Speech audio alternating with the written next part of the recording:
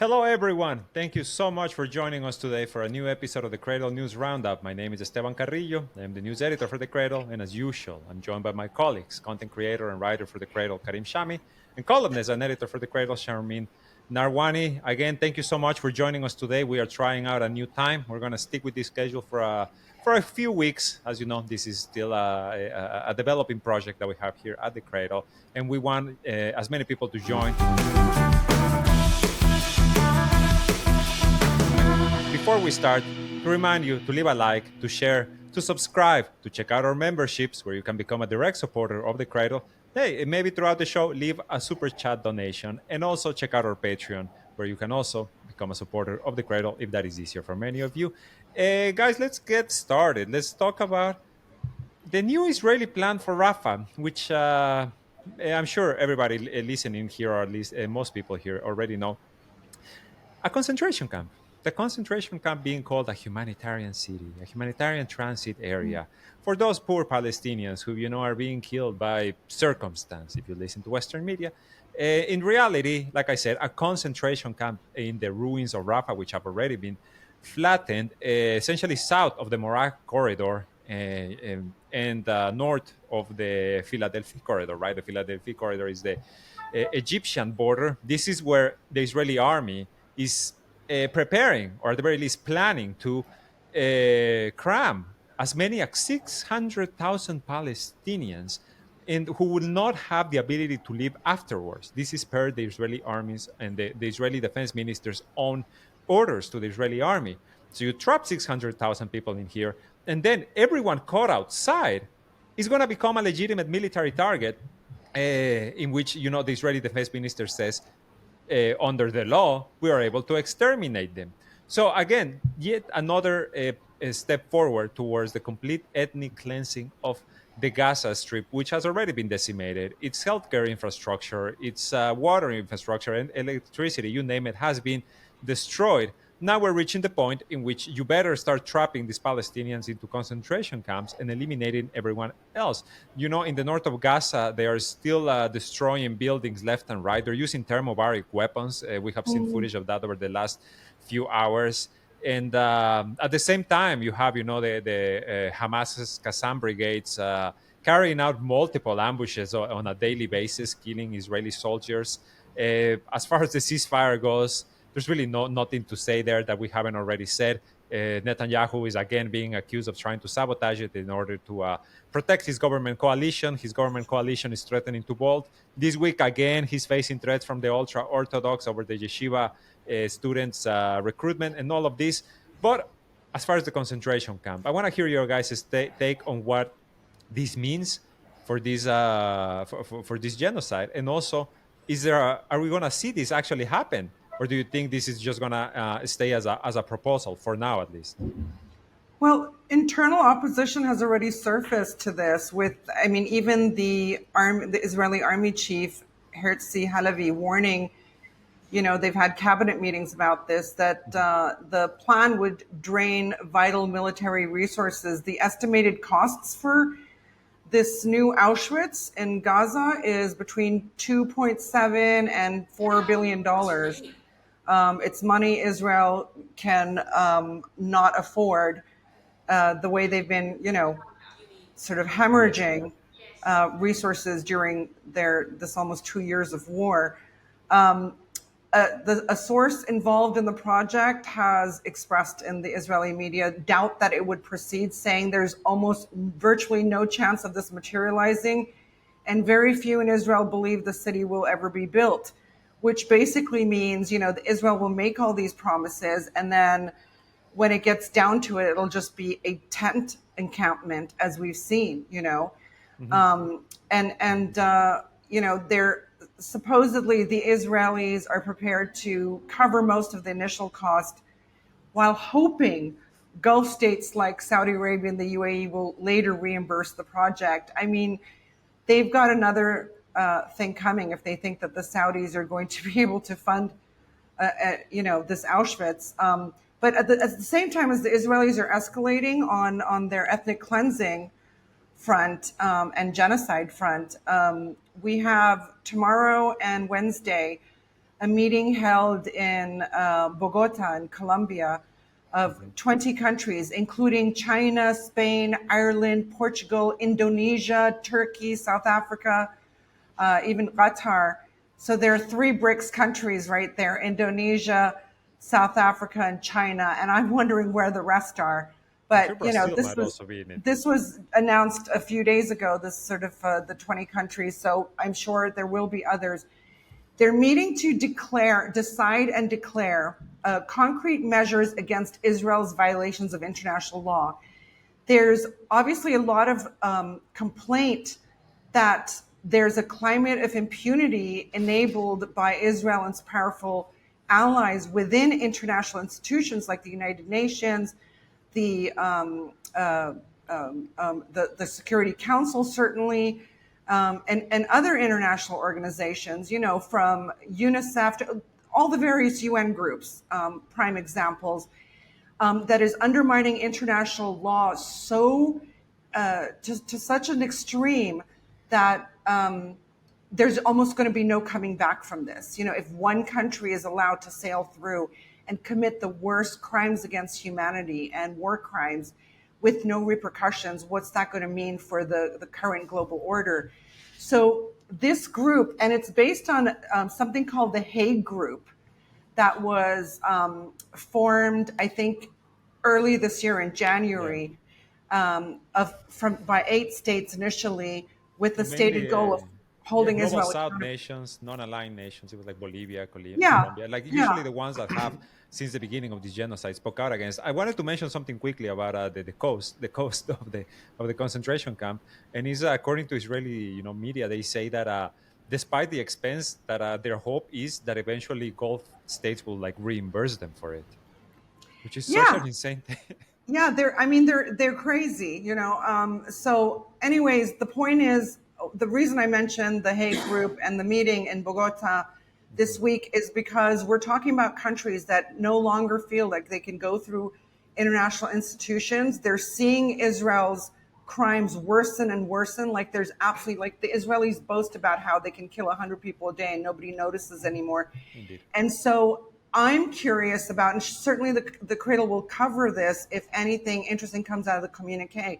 Because let's say these states decide that they individually, as states, okay, 20 plus states decide they will not trade anything with Israel anymore, okay, which would be like viewed as helping a war economy. Then they can bring this communique to the General Assembly with 180 plus nations and try to get a resolution on it. Now, the resolution is not binding like Security Council resolutions are, but the problem is international law, which is in the Security Council's hands, is not being exercised. And so if 180 countries, let's say, sign on to an agreement that includes punitive measures against Israel, like we will not trade with Israel, period, that will have a massive, massive freezing effect across the globe in how countries are dealing with Israel. Because the few countries that will remain trading then come under scrutiny, you know, and can be held liable in courts because, you know, there's something called, I can't remember what it is when it's not actual law, but in practice, something happens a lot. It almost becomes like the You said a basis. It becomes precedent, right? a precedent, exactly. And in which case, Western countries that support Israel will have like the legal noose tighten around their necks moving forward, as will Western multinationals, which may think twice. Yeah, I mean this is why Francesca Albanese got sanctioned, but for naming companies. Okay, Karim, I want to hear your thoughts.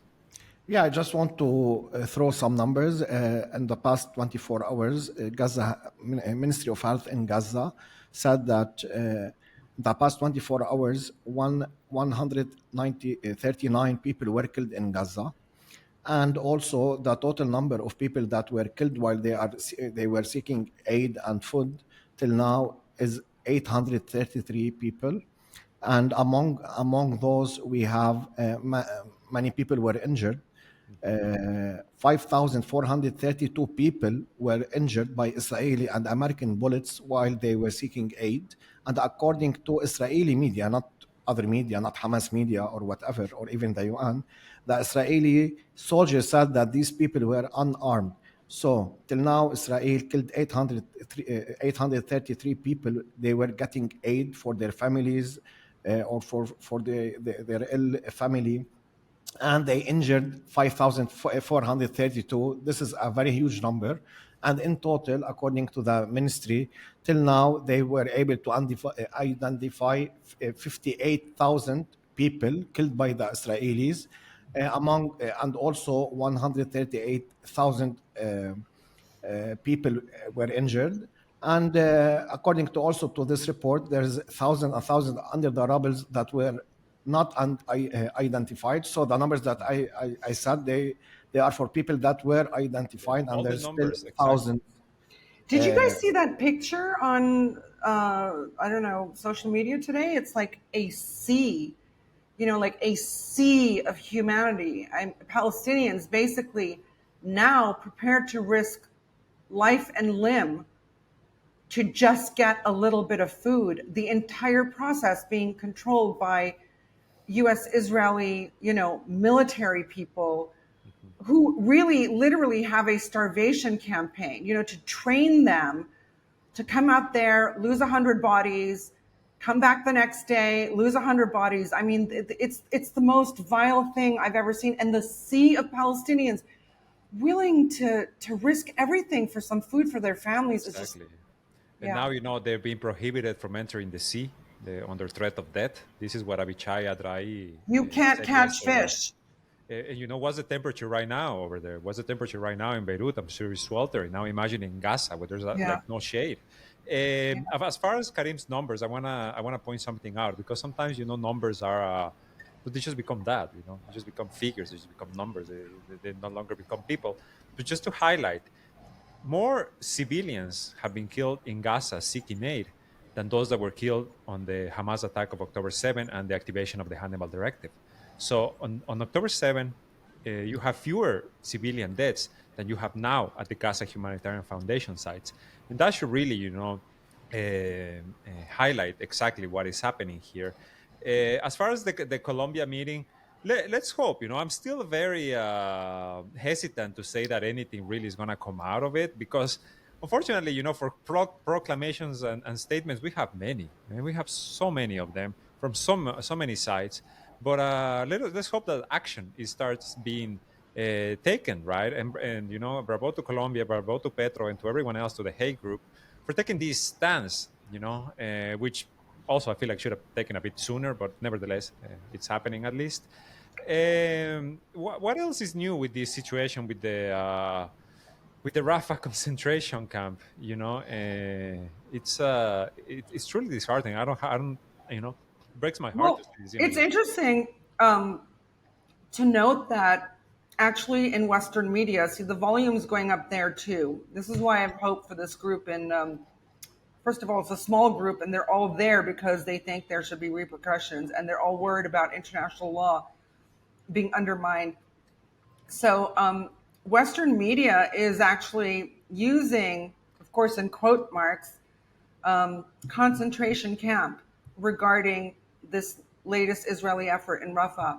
So I think that's promising. I think there's so many people now. I mean, like the global view of Israel has tanked so dramatically over the last 2 years. And I mean, it just, we always think we're going to feel immune to the pictures we see, but the Israelis keep delivering worse and worse images and statements. They've become so emboldened that they openly discuss their genocide and the killing of all people.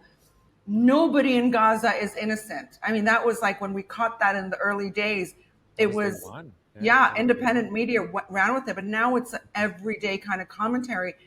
And Western media covering this can't ignore it any longer. They're also seeing repercussions against their media outlets for ignoring the situation. You saw the MAGA summit. There was some right-wing summit in the U.S. this weekend in which Tucker Carlson spoke, right? And of course, Carlson focuses a lot on the Epstein files and all of that. But there was this comedian, I forget his name, like some right-wing figure over there, that he said like nobody who supports Israel can say that they are pro-life moving forward. And this is not like some lefty or Democrat, whatever. This is like someone from their own ranks. And they got cheered. he got booed. No, he got booed, and he was like, Oh, he got booed. he got booed for saying that, and then he said like, hey, like you are okay with protecting the life of a fetus, or like a baby before he's born, but then when he's born, what is like free for all? We don't care about dead babies anymore. And unfortunately, that's the reason. Today I saw this Channel 4 news report that said that a doctors, a British doctor gave an interview saying we're seeing more and more teenage boys being shot in the genitals, like deliberately shot in the genitals. This already, we had all of the reports about the children being, double tapped, once in the chest, once in the head. And so where does the depravity end? I don't think it has any end. And at the I same actually time, saw something about Tucker speaking somewhere before I got on the show. I didn't pay much attention. I thought it was maybe the same thing. But I read that he got cheered. We never could have imagined this 2 years ago, Yeah, he got cheered. Yeah. Yeah. Yeah, the So, moment he said Israel, he said everybody is afraid, but I will say it, and he said Israel is the foreign yeah, country yeah, controlling Epstein and blah blah blah, and he got cheered. yeah, yeah, because MAGA is pissed. MAGA is pissed about the whole Epstein thing.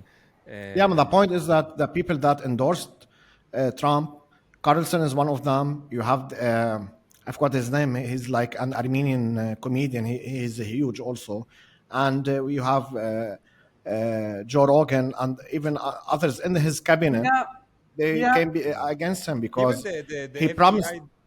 The FBI deputy director threatened to quit over this whole Yeah, yeah, situation. because two of his biggest campaign uh, regarding foreign policy or internal policy also is like to show people what happened to JF Kennedy, Epstein list, and of course to stop the war in Gaza. And the three are linked to Israel, yeah, and he couldn't do anything, yeah. or he can't do anything. I think his name is in Epstein Island. He don't want to show the people that there might be connection All between of the the Mossad and the pictures, killing of JFK. And all of the pictures, all of So, the videos. My God.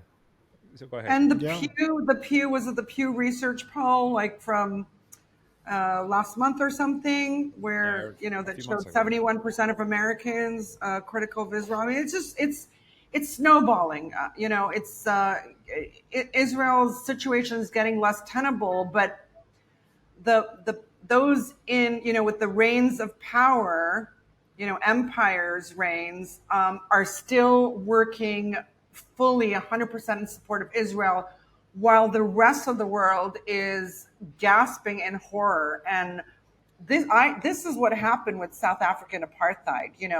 The West and large corporations continued to support South Africa's apartheid system until the 11th hour, when the crowds were too loud, the criticism entered mainstream media, and then it became a matter of reversing it. And we are seeing criticism of Netanyahu in mainstream media. We're seeing criticism of Netanyahu by Jews who are crying, saying the anti-Semitism he's unleashed is worse than anything we could imagine, that Jews are now committing genocide. So I think we're going to get there yeah, eventually. and also Charmaine, don't forget about the new mayor of New York. I forgot Yeah. what's his name, Some, Mamandi. wait, no, somebody named him here. Wait, Mandami, Yeah, Mandami, yeah. So, Mandami, so, Mandami. so every time and since decades, the Americans and the New York mayors, they say we manage or we govern the second biggest Jewish city in the world, which is New York. And now we can see that New What? Yorkers, Yeah. yeah, the New Yorkers don't want like the mainstream media and the Como, the previous mayor. So Cuomo. they want a new Muslim mayor. You know what I mean? And even It's young not that they want a generations. Muslim mayor. They like the fact that he gained like popularity after that first debate, in which with all the candidates, in which he said, "Yeah, no, I wouldn't go anywhere. I'm Yeah, staying in New York I City." And then they understand. came after him about his comments on, But did you do see you that? believe Yeah, Israel should Did exist? you see that over the weekend he hired some big DNC strategies? Some like a big name in the Democratic Party. So I'm just gonna call him a Muslim AOC until he proves me yeah. otherwise. I was referring to this because we know what happened in 2001, 9/11, and also the Islamophobia. It was Yeah. spread like crazy, especially in New York. That's why I talked and said that he's a Muslim. So what they built since 2001 is really crumbling. Yeah, it's unsustainable. To remind everyone who is currently in the chat, I'm reading your comments. Thank you so much. You're also nice always. But to leave a like, if you're watching this, as soon as you arrive, just hit that like button. Help us reach more eyeballs. Work with us for the algorithm. So another thing that has happened over there. Can you ring, like, can you do the clapping thing? We've gotten a whole bunch of donations. Are you guys noticing? I haven't Yeah, seen any. I was talking, Sharmin. Yalla. Continue. We are live. We are live. This is all live. There was someone being like, Ayala, start fighting Karim and Charmin. This No, Yeah, I no, is saw that's it. early on. So Zorebro has given us 50 SEK. What is that? What is SEK? SEK. Is that some European? I want Wallah. to say Korean Gulnara won. Marchis, $20.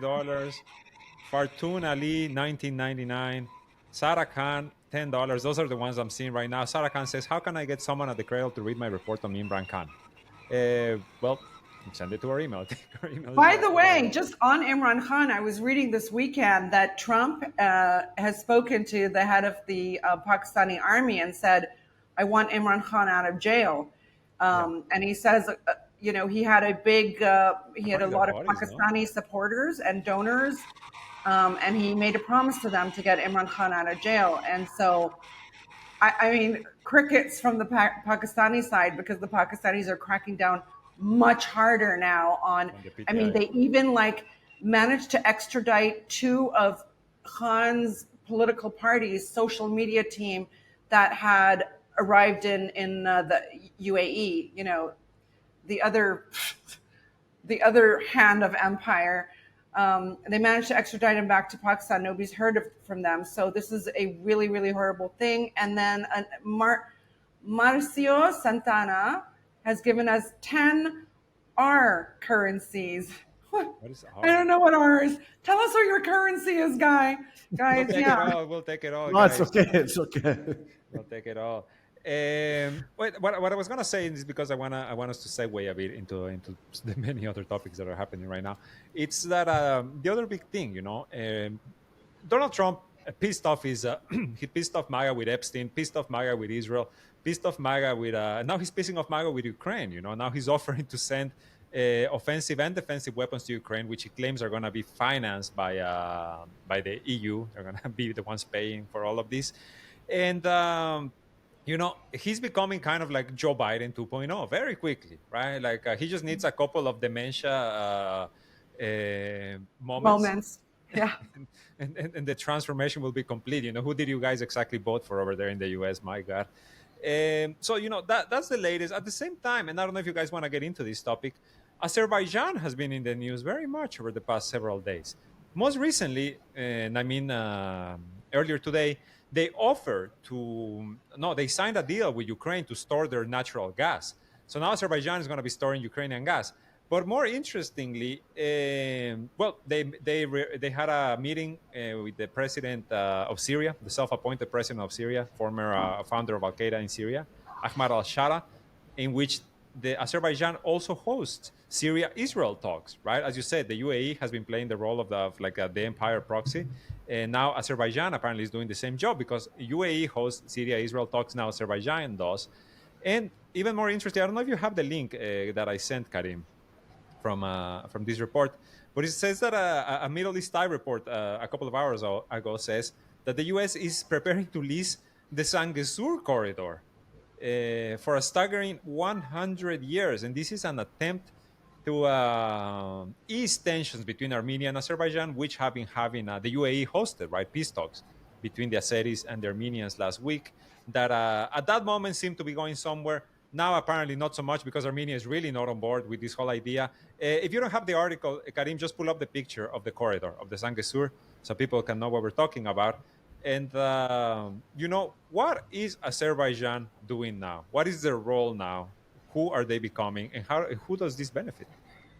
Okay, I mean, this is such an important topic. It's kind of like, I think for most people, a new actor in the grand chessboard, but it's one that the Cradle has been watching since our inception 4 years ago, and we have a number of articles on Azerbaijan and Armenia, who are outside of West Asia, but nonetheless impact this region. And Azerbaijan, like the UAE, everyone's noticed in the last few years, the UAE has been playing an outsized role in global geopolitics, certainly regional ones. The UAE hosted talks and negotiations between Armenia and Azerbaijan last week, which was like, huh, why are they doing this? But the UAE is on board. You know, it's really hard to talk about. We have two main blocks in the world, right? Russia, China, Iran, etc., the non-aligned nations, and then, you know, and they become powerhouses now. And then you have the dying empire bloc, okay, which includes Western countries and their regional proxies like Israel, the UAE, Turkey, sometimes yes, no, Azerbaijan as well, you know, Armenia, sometimes yes, no. So this is why it gets hard to explain this stuff. Yeah. But did you put the Zangezur map on? Did I miss it, Kareem? No, Because I think that's I will put it. I'm putting okay. the That's really articles. important. So what Esteban was referring to, this article today. So the Zangezur Corridor is Armenian territory. It would traverse Armenian territory, which is like a finger that cuts off Azerbaijan between the Nakhchivan Autonomous Republic, which is kind of Azerbaijan as well. All right. Now, yeah, this area that Kareem's little mouse is that's the Nakhchivan Autonomous Republic. Now, you know, Azerbaijan is a majority Shia Muslim country, right? But like the Shah of Iran was Shia too. It basically means nothing. But when the Iranian Revolution happened, you'd think that you would have, you know, at least some part of the population supporting Khomeini then, or having him as their marja, and you know his vision of like fighting injustice, etc. His liberation theology, if you will. But then, in fact, Aliyev, right, the Azerbaijani government has an Aliyev, Ilham Aliyev, who is like basically the dictator of Azerbaijan.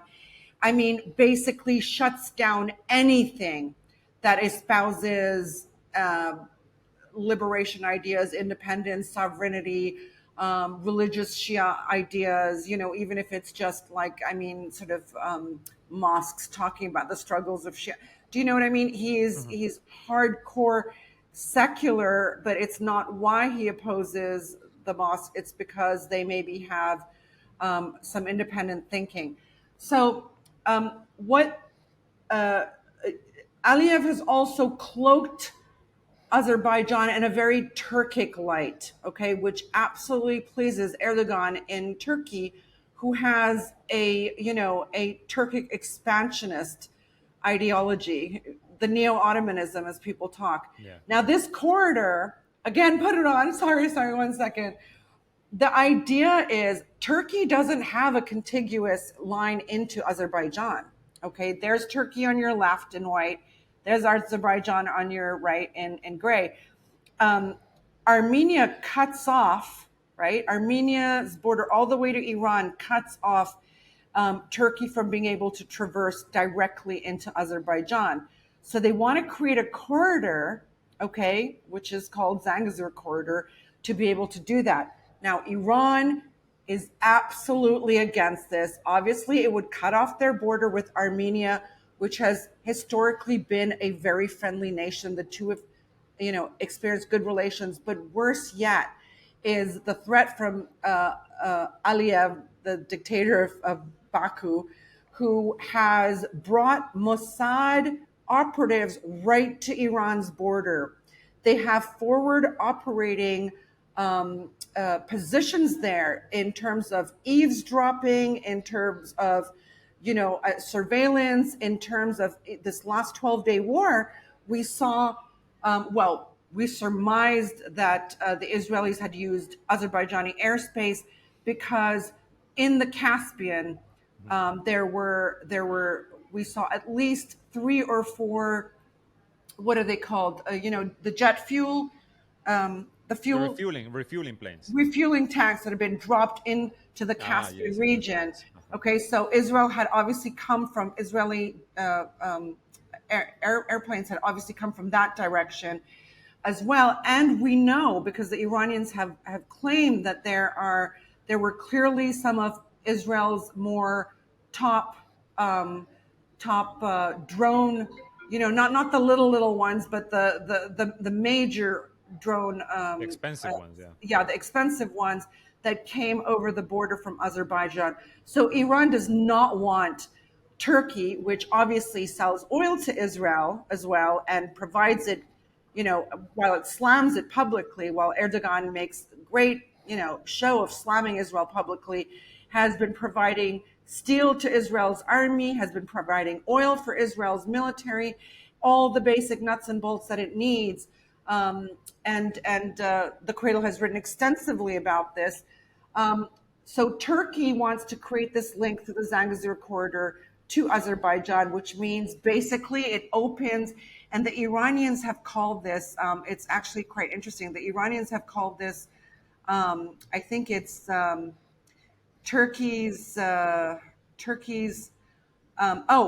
it's called, Iran calls it NATO's Turan Corridor, which is a project they believe ostensibly supported by Israel and NATO, which aims to foment ethnic unrest in the areas of Iran inhabited by ethnic Turks. Okay, so Azerbaijan was part of Iran for like centuries, and it was only like hundreds of years later that Turkic influences and Turkic language penetrated the area, and then in the 19th century, the Russians took it over from Iran.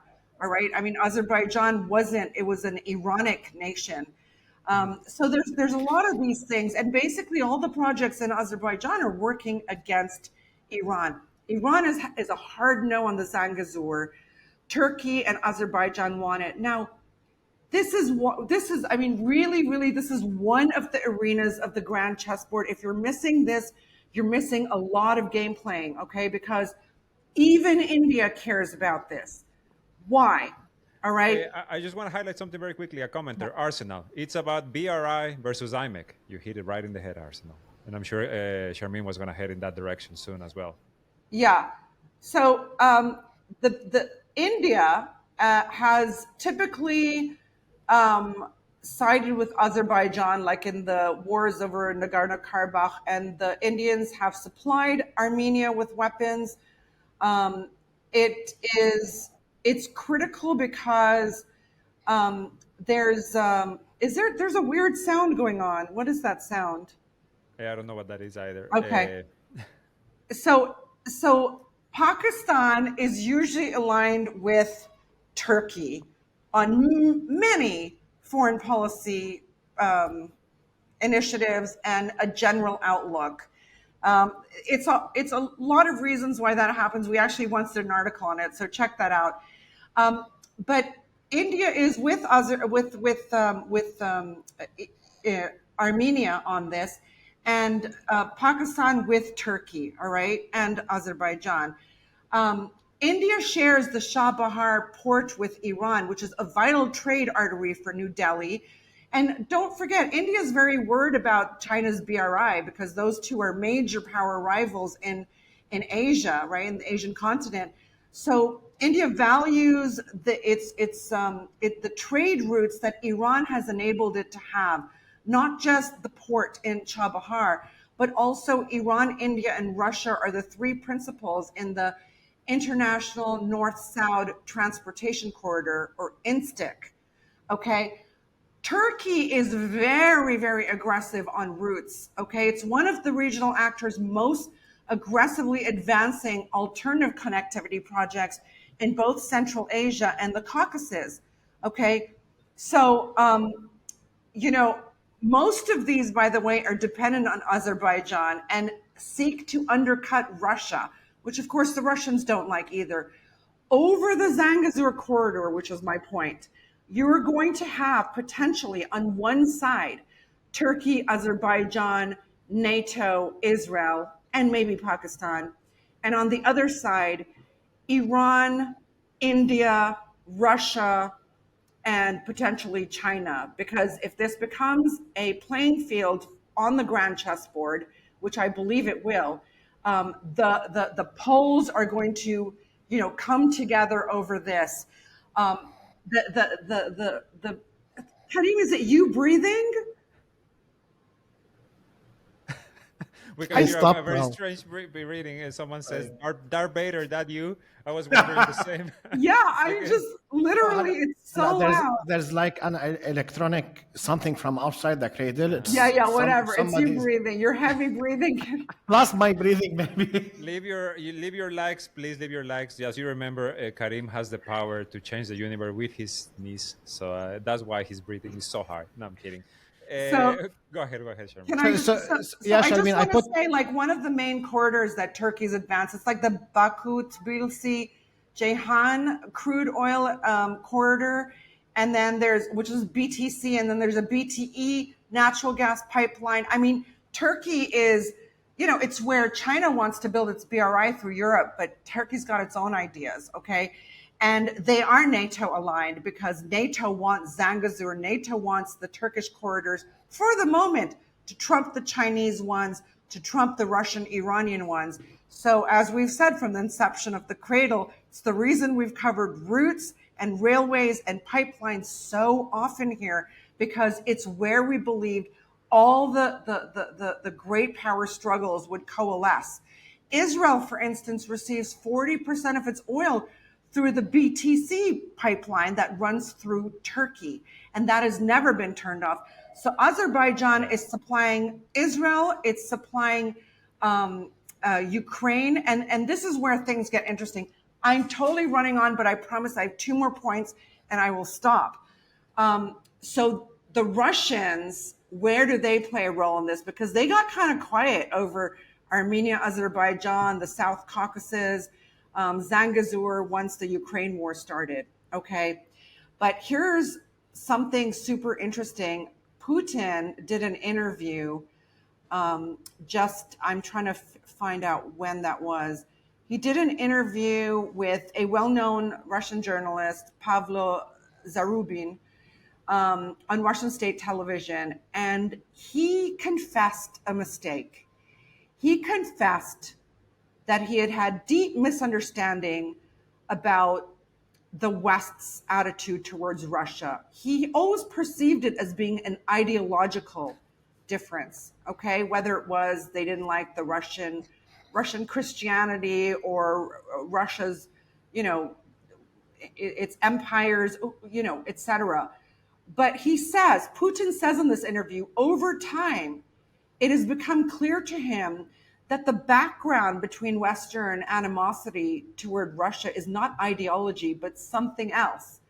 And he calls it interest, which, I mean, to many of us, like a friend of mine and a Cradle writer, Fadi Lama, just said to me this morning, he said, better late than never. But Putin's come around to realize it's not like the wars of World War I and World War II exactly, all right, and what happened before that between the Russian empires and the West. It comes down to geography. Putin says it comes down, and he says this, when the Soviet Union went away, all right, so he says, quote, but even when the ideology disappeared, when the Soviet Union ceased to exist, the same almost routine deviation from Russia's interests continued by the West. And it was not because of ideas, but because of the pursuit of advantages, geopolitical, economic, strategic. It's exactly what we've been talking about at the Cradle. It's roots, it's connectivity, it's geography, absolutely. And now that Putin, he's just announced this, I've made a grave error in judgment. This is really all about geopolitics and geoeconomics, right?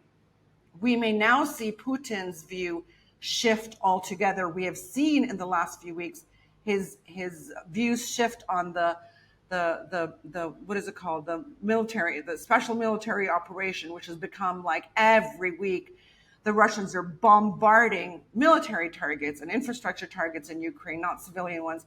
But it was, what was like a small tap here and there is now huge. And interestingly, because I don't know if our viewers know, the Azerbaijanis basically arrested a bunch of Sputnik journalists in Baku in the last 2 weeks. A few days ago, yeah. Yeah. And And 100 something donation from non-Biryani. I do not know the denomination of this coin, but thank you so much. Love from India. Keep up the good work. I imagine it's Indian rupees, right? thank you. And that was, they made a great show of humiliating these journalists. And the Russians are now acting a little bit more in Azerbaijan. I was just watching, I haven't verified it myself, but I was just watching an expert on this area talk about how in just this last week, the Russians took out 2 oil refineries in Ukraine.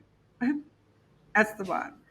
They took out 2 oil refineries, which are believed to be owned by Aliyev, Ilham Aliyev, okay, the president of Azerbaijan, that were left alone for the last few years, right? But just in the last week, they were taken out. That's a message to Azerbaijan. And that's an indication that Russia, now understanding Putin, now understanding this is not about like Russia and the history between West and Russia. This is just about geopolitics, geoeconomics, interest, money, power, wealth, and clout.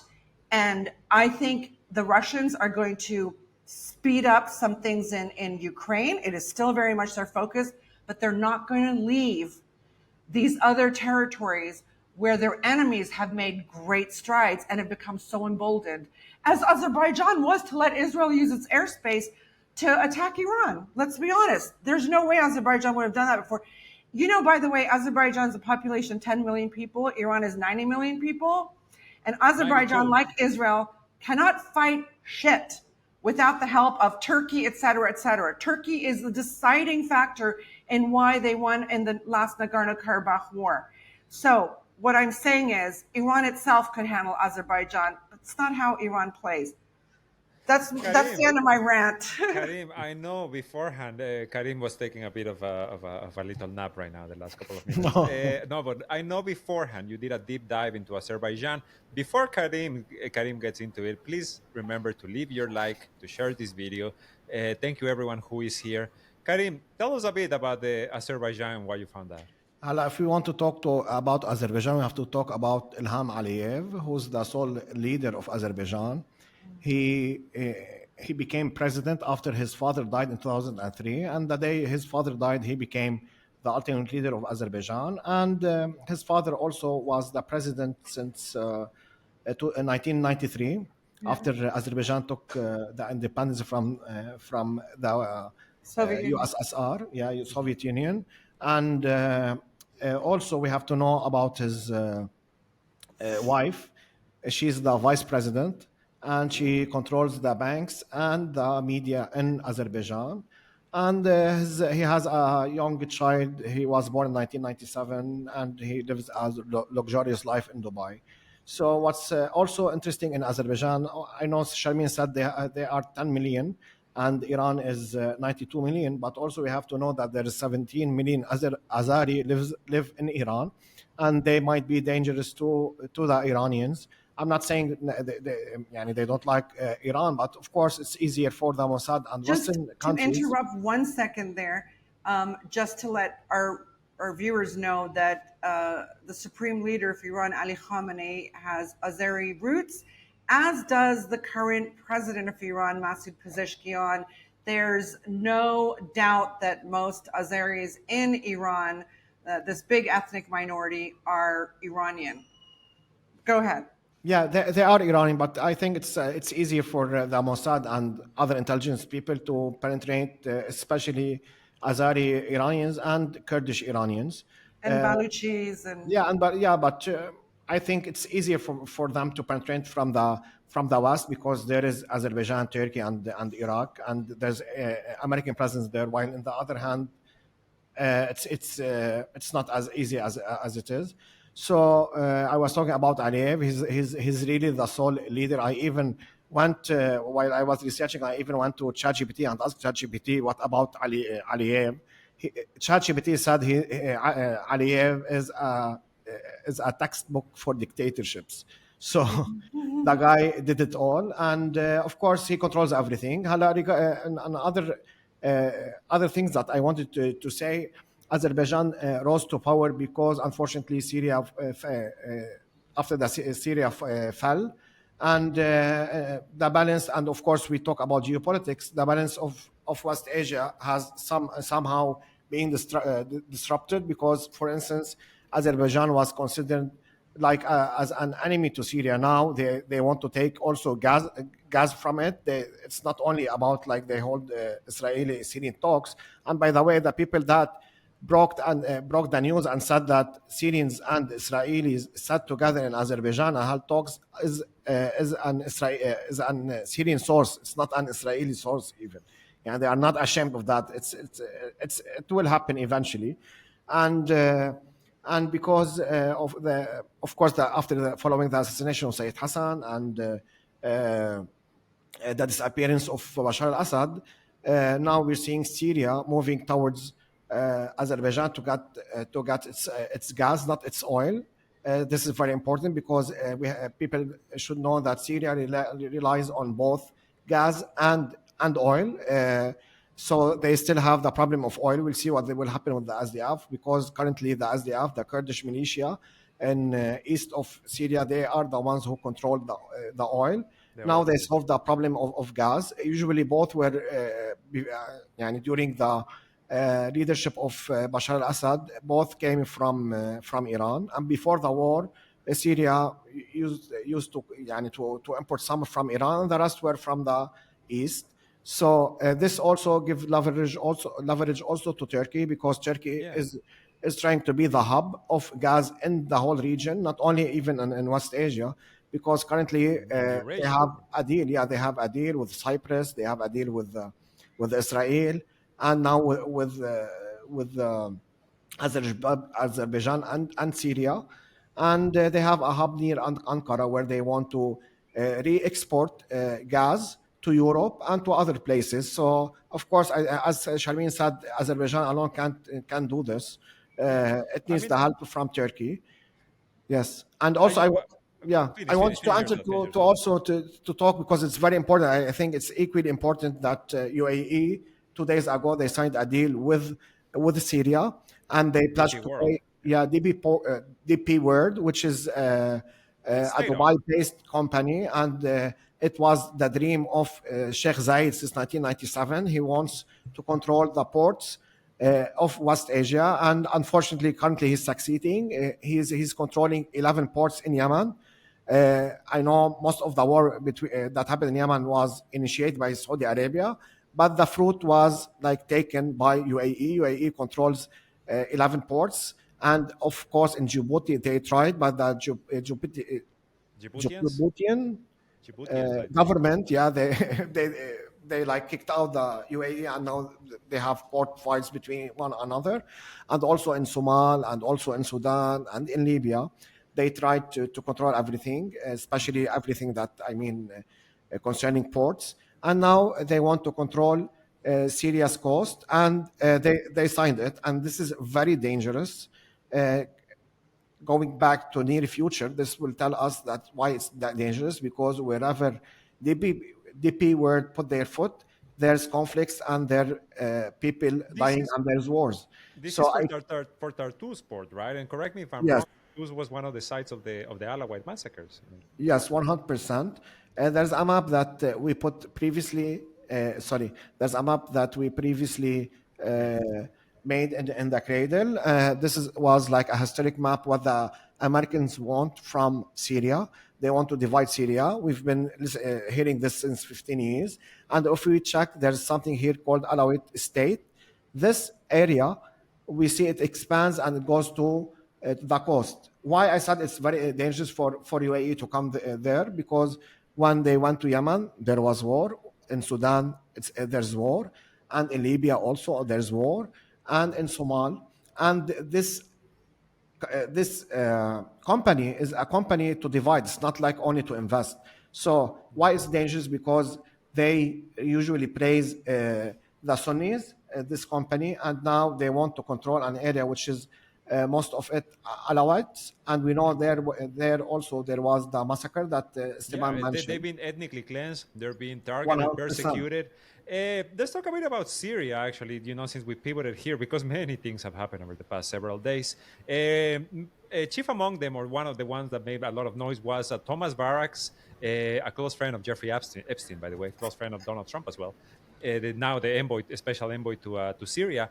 He said that if Lebanon doesn't move quickly, they are on their that they should fear being taken over by Syria, right? I don't have his exact quote right now, but he said, if Lebanon doesn't move quickly, we're gonna see Lebanon get taken over by Syria. That left many people up in arms, in particular in Lebanon. He later retracted that statement, although his retraction was very weak.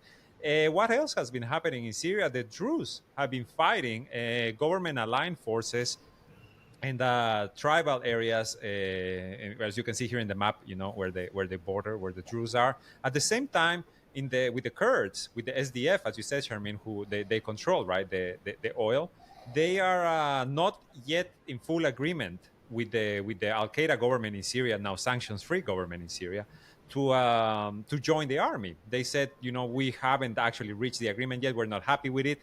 And at the same time, well, you have everything that's happening internally in Syria, which is a new sheikhdom, the caliphate in its full form, threatening everyone. What do you make about Thomas Barrack's threats to Lebanon? And also the clashes, it's Syria, is the Al Qaeda government in Syria in control, or is this just a mirage? Me? Whoever wants to answer. Okay. So regarding these commands, first he made the first command regarding this was 2 months ago, and I remember here I sat with my colleagues and asked them about it when he said that Sykes-Picot now is out of the picture, and we were talking about why he said that, and it's usually very weird for American politicians or envoys to talk about Sykes-Picot. Usually we know about it, you know what I mean? Usually they don't talk about it. So now I understood it. He think as the United States sees Lebanon, they see it as part of Syria, and of course the Lebanese government, it's the same. Let's go back to the Let map. me read the quote very quickly, what Thomas Barrack said. He says, you have Israel on one side, you have Iran on the other, and now you have Syria manifesting itself so quickly that if Lebanon doesn't move in disarming Hezbollah, it's going to be Bilad al-Sham again, using the historical name for Greater Syria, which included Lebanon and Palestine. That's what Thomas Barrack told the National a couple of days ago. Yes. Thank you to Daniel Modus Carter for a $4.99 donation. Thank you so much. Sorry, Karim, go ahead.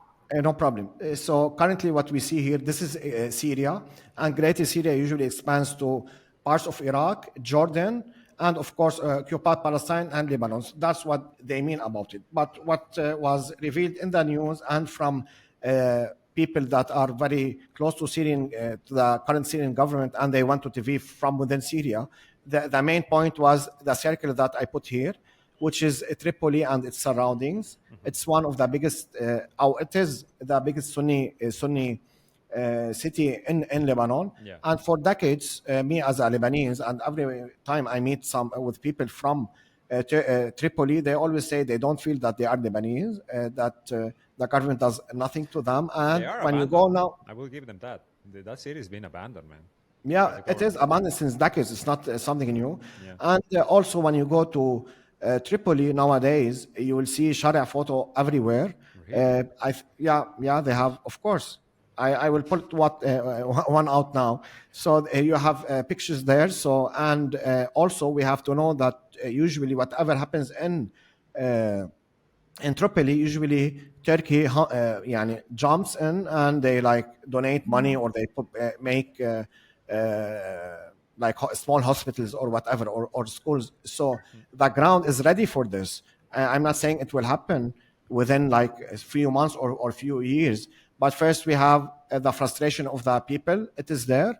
They are Sunnis and they love Sharia. His pictures is everywhere, and they already have connections with Turkey. So this might happen only in the north.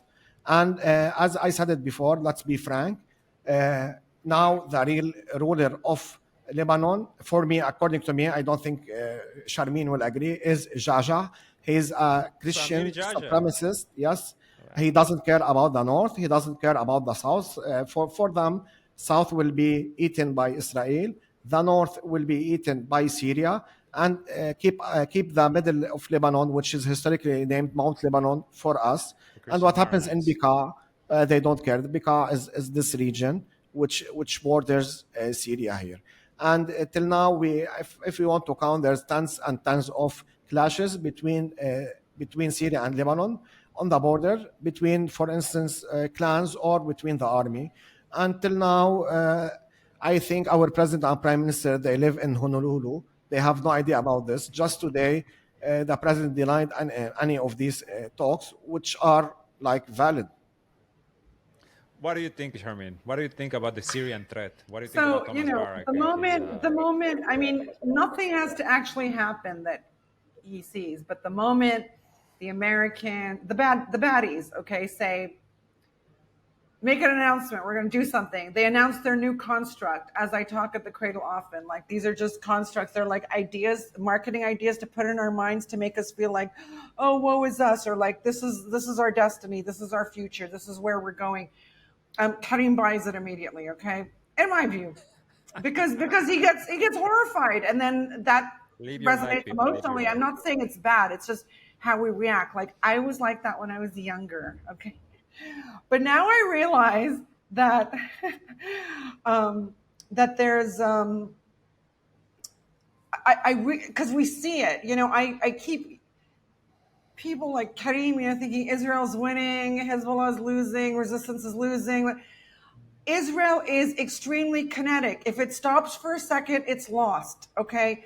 The US is the same. These are the same beasts. The French, the British, every day their announcements by their trade ministers, by their, ministers of interior, by their secretary of defense, by it's constant, and they just hope something sticks, okay? This is what I want to say. They have an overall idea, but they think because it used to be the case where they would say something and it would happen. But that is no longer the case, okay? So there's Ahmad Shara sitting in Damascus, and he's got tens of thousands of troops he can count on, right? It's not an army of several 100,000 people. It's not even certain what the chain of command is there, okay? Because they're constantly washing their hands off of massacres here, kidnapping of Alawites there. So they clearly don't control the state. You can't have it both ways. He doesn't control the state. He can shoot threats at Lebanon, but can he do anything about it? No. At that point, Hezbollah, okay, because they are in the Bekaa, as they are in the south, will act on things. There's no way we're letting Al-Qaeda come across the border and try to create a contiguous line like the Zangezur Corridor from Turkey to Azerbaijan, but from Damascus to Tripoli. That's not going to happen in the current world as it is, because the current world, the multipolar world, is offering pushback. So every construct, every kinetic move by the collective West has the potential to get a pushback. The problem is countries like Russia, China, and Iran, who are the great powers of today, the rising multipolar world, okay? These are the ones who are being attacked so much that they have a responsibility to, to hold that line, okay? And they've built up capabilities to do that.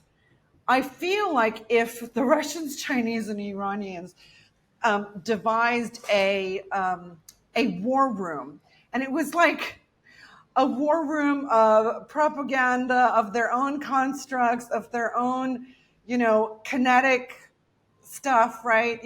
Announcements everywhere. People were getting dizzy. Wait, what does this mean?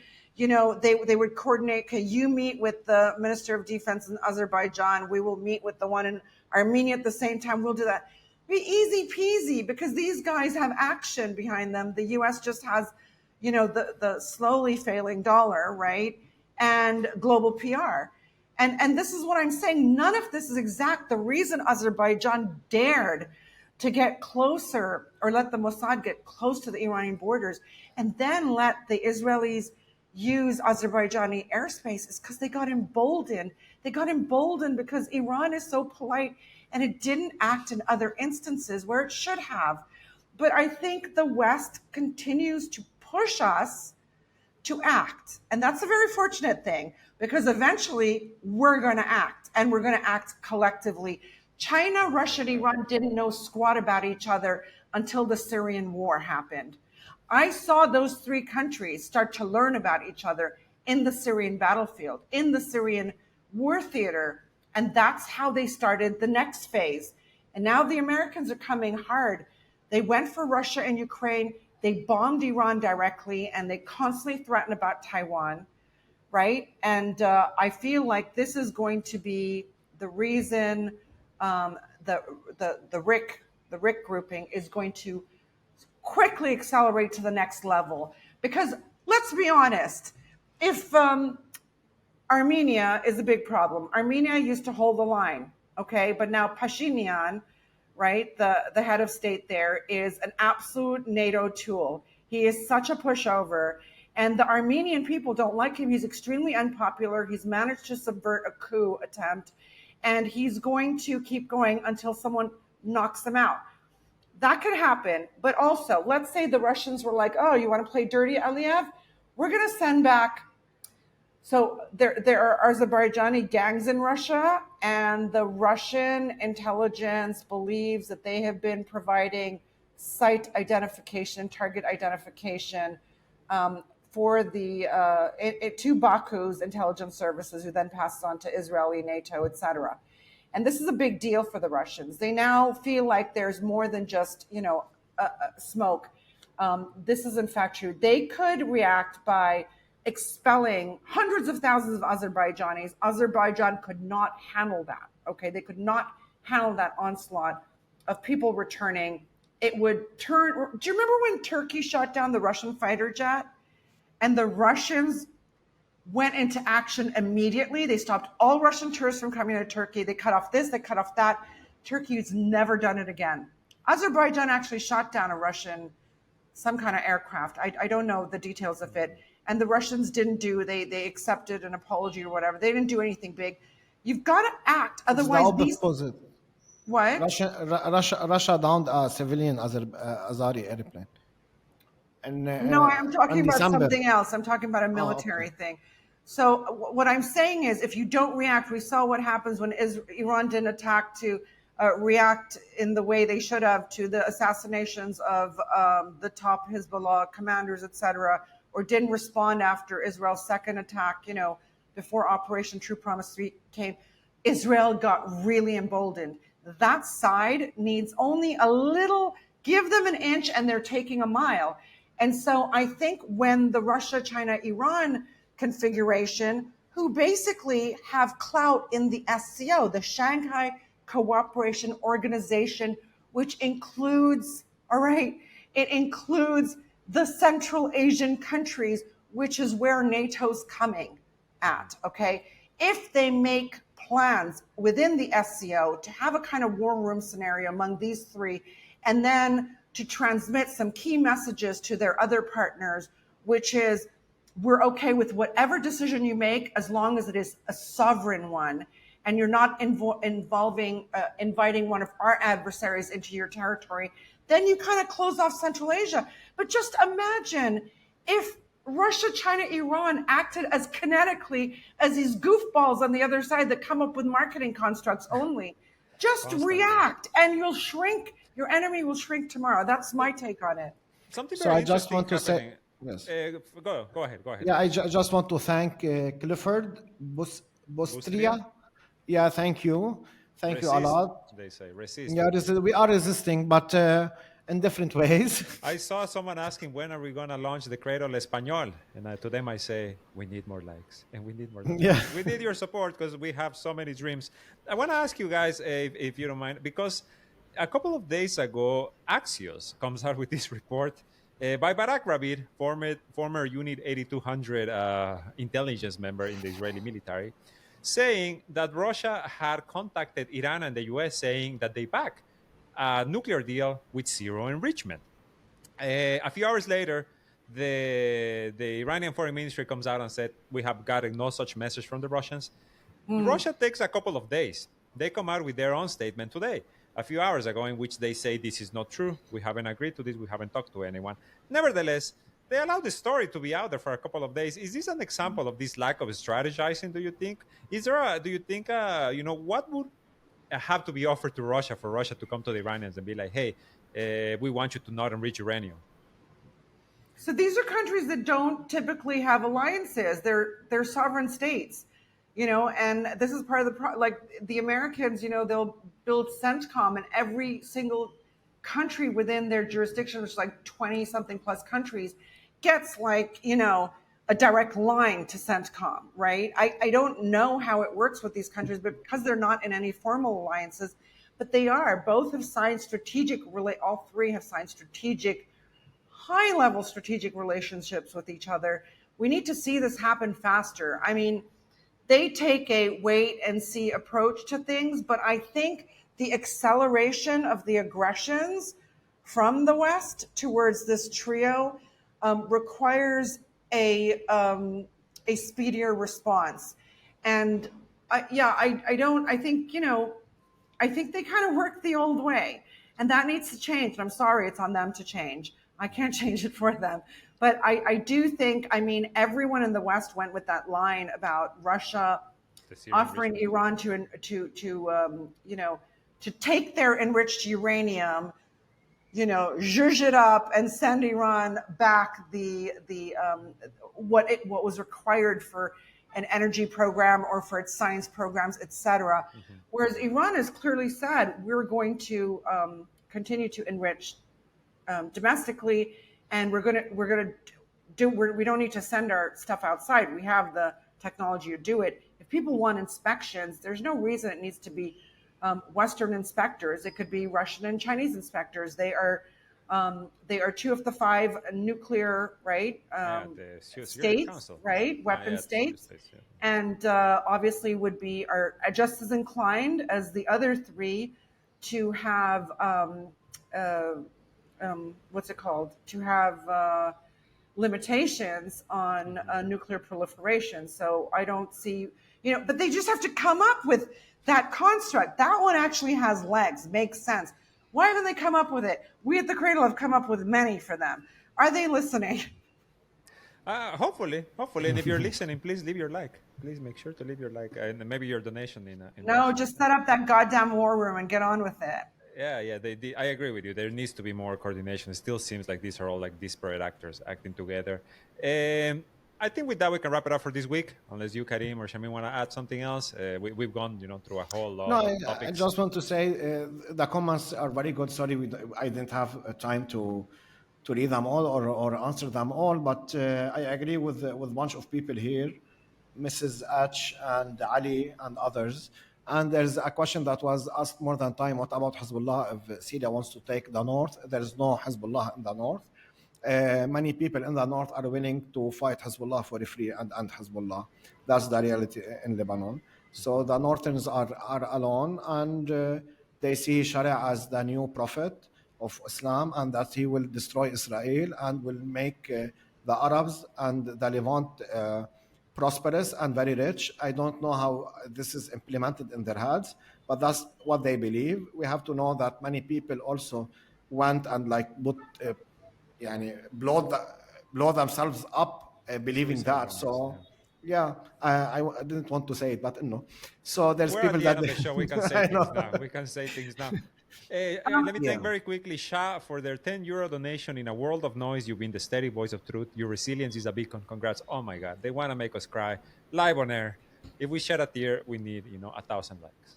Yeah, and guys, let us know, because we're trying new formats. It's all of this is quite new for us. Let us know if you like the deep dives, the kind that we did today. It's not something that's covered on a lot of these shows.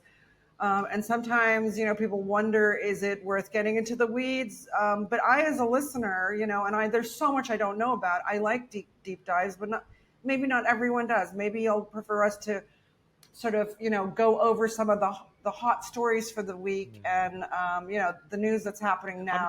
I'm glad that the what happened over the past few days allowed us to speak about Azerbaijan, because we would have never touched it on our own, and I think let us know what you think, let us know. And Well, sadly, we do regularly on the Cradle, like on the actual website where we write analysis, etc. But it is new for us on the podcast. So yeah, go ahead. I know you want to wrap up. No, I was going to say, Oh, because another $4.99. oh, thank you so much, Mrs. H. Maybe Mrs. we should H. stay on for a bit longer. No, I'm kidding. I saw someone complaining about our title too. By the way, I'm sure this video is gonna get what do you call it? When they complain about it. And all I want to say is the New York Times just came out with a report in which they say that the minutes of the conversations between the Israeli defense minister, in which they plan out the concentration camp, they talk about 600 Palestinians initially being held in Rafah, and then moving to the whole 2 million. So they want to shove the entire population of Gaza, the surviving population of Gaza, into this tiny strip of land. Already, the people in Gaza have less living space than Guantanamo detainees. Already at this point. So think about that for a moment when you look at our title in which we say Israel's Auschwitz in Gaza, and I don't know, because I think it's a very appropriate term for it, for exactly what is happening. But with that, we want to leave you here. Thank you so much for joining us. Make sure to leave your like before you go to share this stream. Remember, we'll be back on Thursday, same time, same place. We'd love to see you there. Thank you for everyone for joining, and we'll see you then.